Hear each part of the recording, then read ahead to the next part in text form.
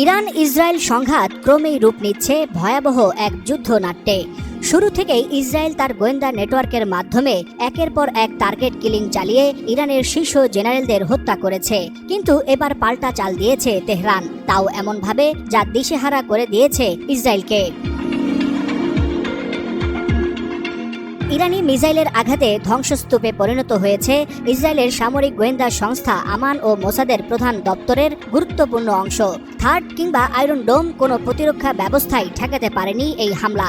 বিশ্লেষকরা বলছেন এটি শুধু তেহরানের প্রতিশোধ নয়, বরং ইসরায়েলের নিরাপত্তা কাঠামো ভেঙে পড়ার এক অশনি সংকেত। এমন উত্তপ্ত পরিস্থিতিতে G7 সম্মেলন অসমাপ্ত রেখেই কানাডা থেকে নিজ দেশে ফিরেছেন মার্কিন প্রেসিডেন্ট ডোনাল্ড ট্রাম্প।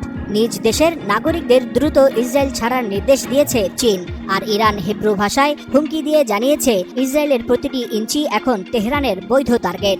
এরই মধ্যে গুঞ্জন উঠেছে ইরানকে গোপনে কৌশলগত লজিস্টিক্স সাপোর্ট দিচ্ছে চীন ও রাশিয়া। চূড়ান্ত যুদ্ধের প্রস্তুতি শুরু করেছে ইরান। এরই মধ্যে দেশটির কয়েকটি জাদুঘর থেকে বিভিন্ন প্রাচীন নিদর্শন সরিয়ে নেওয়া হচ্ছে নিরাপদ স্থানে। সোমবার দেশটির সর্বোচ্চ নেতা আয়াতুল্লাহ আলী খামেনির আবেগঘন বক্তব্যে স্পষ্ট, শহীদ হলেও পিছু হটবে না ইরানি জনগণ। এদিকে দক্ষিণ চীন সাগরে মার্কিন নৌবহর ছুটছে মধ্যপ্রাচ্যের দিকে। আর মার্কিন কংগ্রেসে উত্থাপিত হয়েছে no war against Iran act, যার অর্থ প্রেসিডেন্ট এককভাবে আর যুদ্ধ শুরু করতে পারবেন না। ইসরায়েল ইতিমধ্যে হাইফাই সাংবাদিকদের প্রবেশ নিষিদ্ধ করেছে। তারা লুকাতে চাইছে নিজ দেশের ক্ষয়ক্ষতির খবর।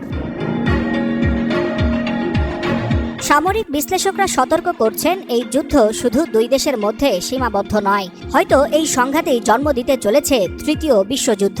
আর সেই শুরুটা হতে পারে ঠিক এখান থেকেই।